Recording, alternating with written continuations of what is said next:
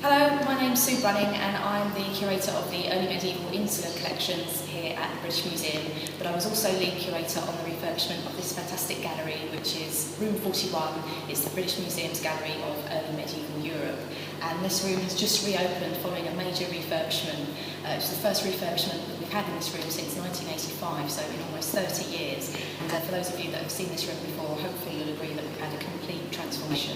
We've got a brand new floor, we've got a brand new roof, we've got brand new display cases, and all of the displays have been radically changed, and the narrative for the gallery has actually been completely rethought and also sort of had a complete makeover.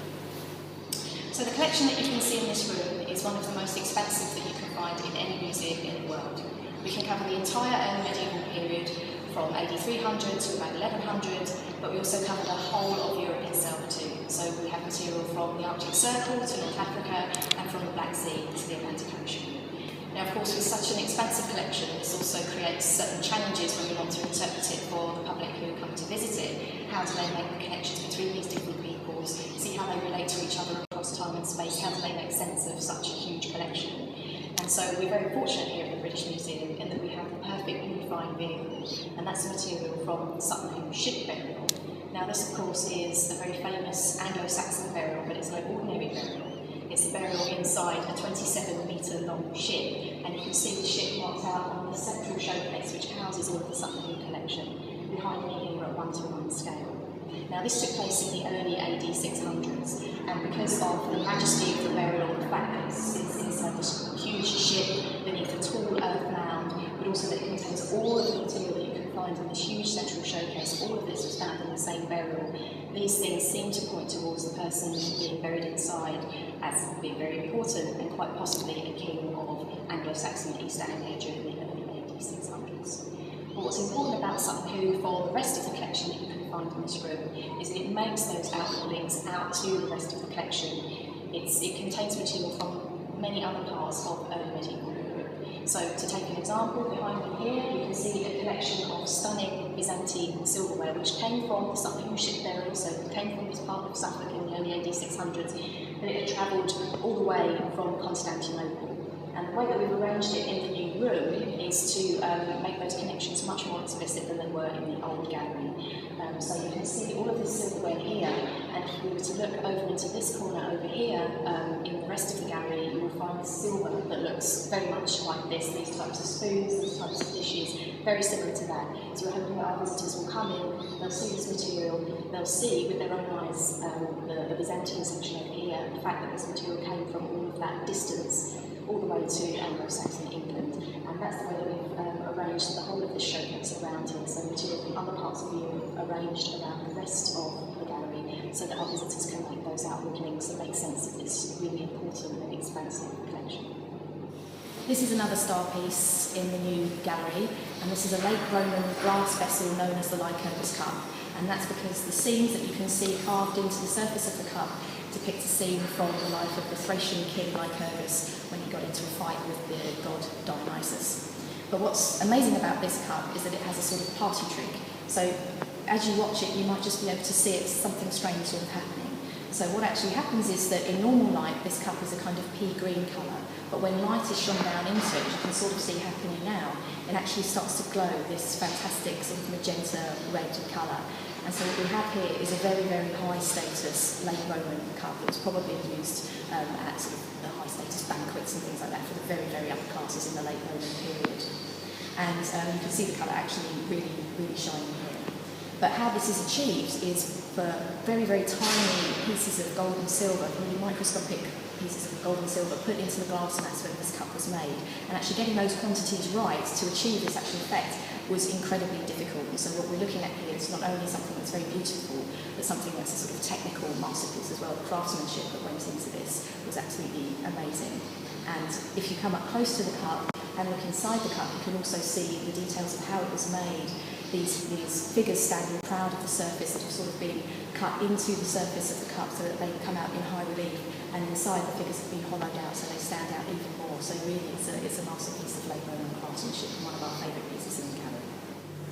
Now these objects here are actually the objects which inspired me to study the early medieval periods in the first place. These are a pair of shoulder clasps from the Sutton Hoo ship burial that are made from gold inlaid with garnets and pieces of blue glass.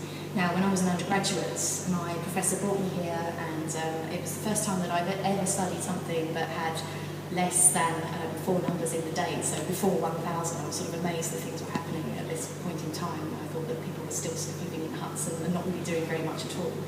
And he showed us the Sutton Hoo ship burial and these objects in particular. And he talked to us about the way that the garnets had been inlaid. Now, this technique, this garnet cloisonné technique, is something that's very sort of familiar on very high status Anglo-Saxon metalwork. You have these gold cells in different shapes that have been inlaid with very, very thin garnets, incredibly thin. And underneath those you have these gold foils that have been impressed with patterns, normally sort of like a waffle kind of pattern. And because the garnet is so thin, you can see that gold foil underneath with its patterns. And what that is supposed to do is that when the piece moves, the gold foil underneath the garnet will glitter and sort of reflect the light, and so the garnets will glow and become even more lustrous than they look ordinarily. And when I saw that, I was absolutely flabbergasted. I thought, how can a period that's normally described as the Dark Ages, how can these people be capable of such works of art as this? And from that moment on, I was hooked, and that's sort of what's led me directly to this place. And I never thought that I would actually end up curating those self-same objects that were responsible for turning me into an early medievalist. But quite apart from my personal feelings about these objects, they really are incredible works of art. And so when you come up close, you can see the intricacy of the decoration that we have on here. Around the edges of this central sort of checkerboard design, you have these incredible intertwining creatures that are also made out of slivers of garnet that have just been inlaid into the gold there. And they have the tiniest blue glass eyes that are also inlaid in there. And so you have these sort of sinuous beasts crawling all around the edges of these. And then at the curved ends, again, it's sort of like one of these magic eye puzzles that you sort of look and you can't really see very much, but when you look much more closely, you can see that those curved ends are actually formed from 2 interlocking boards with very big slabs of garnet, very, very large pieces of these red stones. And their hips are made out of blue glass, and their tusks are also made out of blue glass, and they've got the loveliest little sort of ridged backs along the sort of bristly backs, and the curly tails as well. So they're absolutely fantastic pieces. And pins that join the 2 clasps together so they will sit on your shoulder like this. The heads of those are also formed from little animals with long snouts. So absolutely everything is covered with detail in these things, and they're so amazing to look at.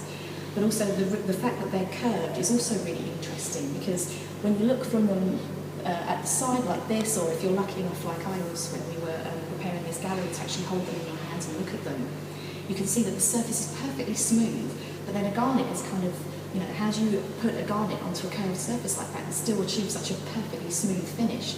And the answer is, you know, we don't really know how they managed to achieve that. You know, it's a really incredible skill that today is very difficult to achieve. And so when replicas of these objects are made by modern craftsmen, they often use resin or something like that to inlay into the cell, because inlaying the garnet onto a curved surface is so challenging. So really, everything about these objects is just sort of mind-boggling, and that's why they're one of my favourite pieces in the whole gallery. So the new Room 41, the Sir Paul and Lady Ruddock Gallery of Sutton Hoo and Europe AD 300 to 1100 is now open to the public again, and it's also free to visit, so please do come to the museum and take a look around at this new gallery. I hope that when people come, we're going to change some people's minds about this early medieval period. A lot of people still see it as the Dark Ages, and the previous gallery, the old gallery from 1985 that closed in 2010, was sort of dark, and it had a kind of dark threadbare carpet, and the light was kind of poor, and so I think we weren't really helping ourselves in changing people's minds. So what we've tried to do with this new gallery is create a really wonderful, light, airy space with colour. The colours that you can see around you here in the showcases are actually taken from early medieval illuminated manuscripts, so we're sort of using the colour of the period and bringing that to the foreground, and we have this wonderful new roof and a new floor that gives everything a really sort of modern, fresh look that we hope that people, when they visit here, will change their minds about the early medieval period. They'll see these spectacular objects displayed more wonderfully than they've ever been displayed before, using non-reflective glass so that you can actually get up really close to the objects and there's nothing sort of between you and the objects. You can have a really wonderful one-on-one experience with these really spectacular finds, and in this wonderful new light airy space. So hopefully you'll come and visit, and you'll sort of redefine your own ideas about the Dark Ages.